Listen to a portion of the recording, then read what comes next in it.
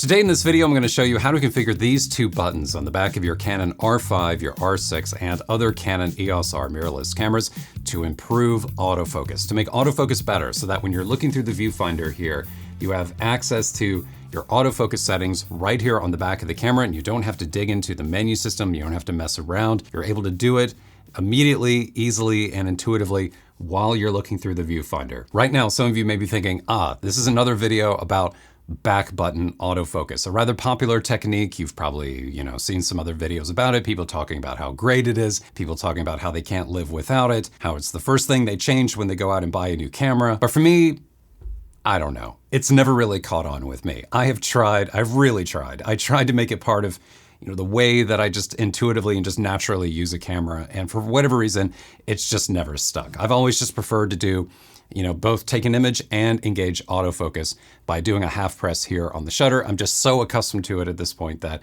it's kind of hard to change. But there are some things that we can do to customize these two buttons back here on the back of the camera to make autofocus better. And I'm going to show you how, starting with the AF on button. Okay, I'm hooking up an Atomos Ninja 5 here so that you're able to see what I'm seeing and I'm able to record the screen on the camera at the same time. This doesn't have anything to do with autofocus. This is just, for the purposes of this video. So the first thing we want to do is go into the camera menu system here by pressing menu on the back of the camera. And then you want to come over to the customize buttons menu. Now, while we're in here, let me just go ahead and show you how to do back button autofocus in case you don't know what I'm talking about and you want to, try it for yourself and see if it works for you. So the first thing you want to do is just come in here to the shutter button, which is the very first option here under the image menu.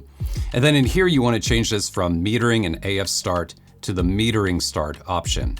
And that's all you have to do. Then when you press the shutter button on the camera here, all it does is take an image. It doesn't focus. In order to focus, you just press the AF on button back here on the back of the camera. So it's kind of a two-step thing. You first, press AF on to focus, and then you press the shutter.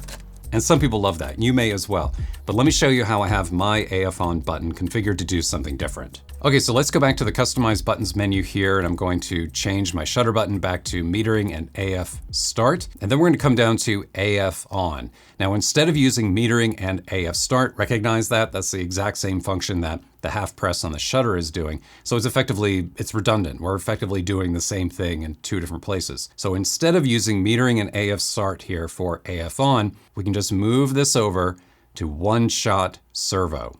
And now the AF on button on the back of the camera here is a toggle between the one-shot autofocus mode and the servo autofocus mode. Now, if you're not clear on the difference between the two, one-shot is a focusing mode where it just focuses once. So if your subject isn't moving, it's stationary, for example, you could engage autofocus and just focus on your subject. And then with that focal point assigned, you can then recompose your shot. You can then, say if you're following the rule of thirds, you can then put your subject, down in the lower right or, upper left, whatever. Recompose the shot, do a more creative composition than just having your subject dead center right here in the center of the frame. One shot is perfect for that. With servo, on the other hand, autofocus is continuously changing. The focal point is constantly changing depending on what's going on in the scene and depending on what the camera thinks is most important, depending on what it thinks it is that you want to be focusing on. And the brilliant thing about this one-shot servo mode is because if you're out shooting handheld, and let's say that you're doing a mixture of shots, you're doing some still life type of shots where you want to focus once and then recompose, but you also want to be capturing subjects in motion. Well, instead of digging through the camera menu system or the quick menu or whatever, you can just quickly toggle back and forth between the two modes, just using that AF on button on the back of the camera.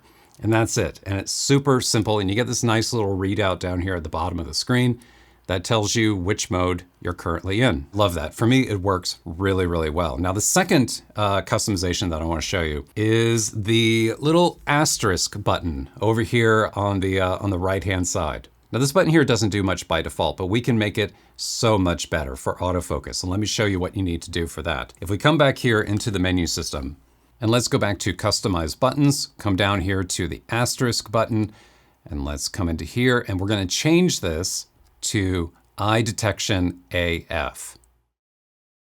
So then with iDetect AF assigned to this button back here, all you then have to do when you're looking through the viewfinder and you're in servo mode, well, just imagine that I'm looking through the viewfinder. Unfortunately, all this is dark right now because I'm recording externally to the monitor. But anyway, when you're looking through the viewfinder, I'm going to look at the back of the monitor back here. So when you're composing your shot and you are in servo mode, then all you have to do is just press the asterisk button on the back of the camera and see how it's locking on to my face and to my eyes. Let me reposition the camera a little bit.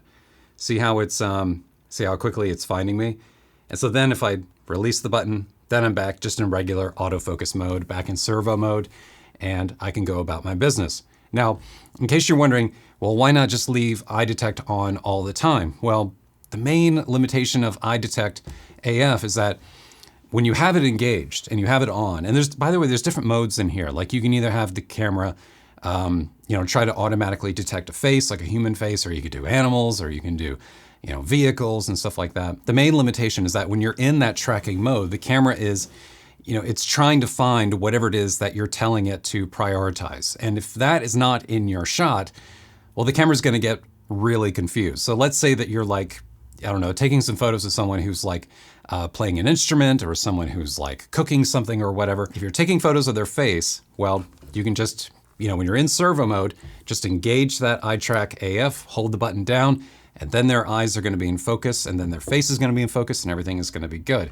But if you were to pan down and start taking, photos of their hands, or playing an instrument, or whatever it is that they're doing, if you have tracking mode enabled, the camera's not going to focus correctly. It's not going to know exactly what it is that it's supposed to be looking for.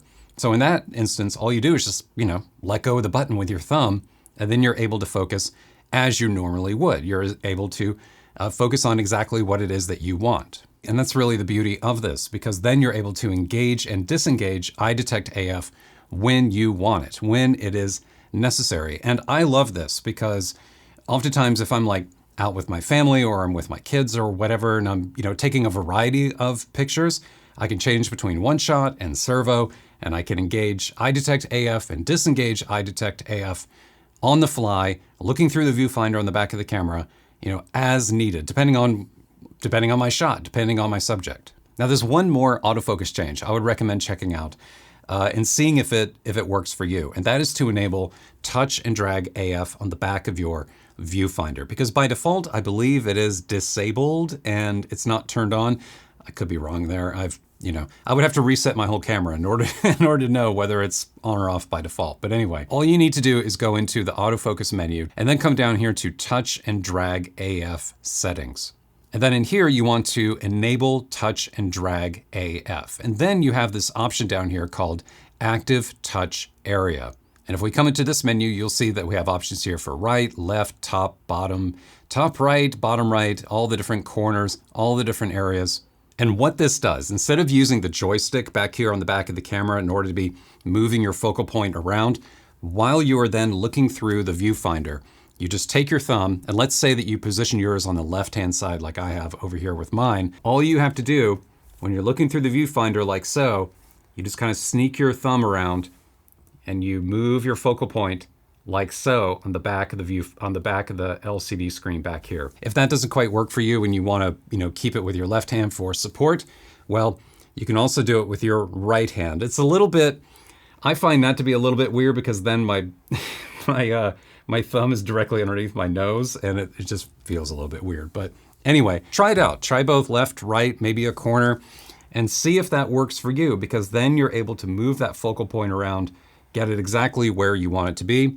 You're able to change, again, your focusing mode from one shot to servo using this button, and then engage and disengage iDetect AF using the other one.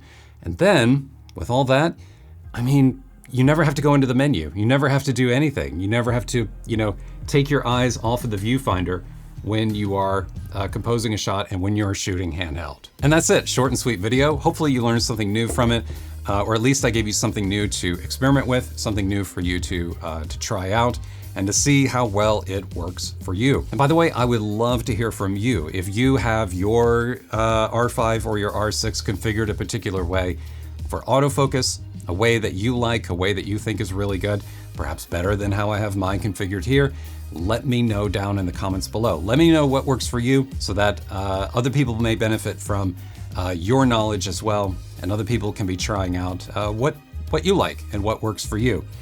And I would appreciate it, and I know other people would appreciate it as well.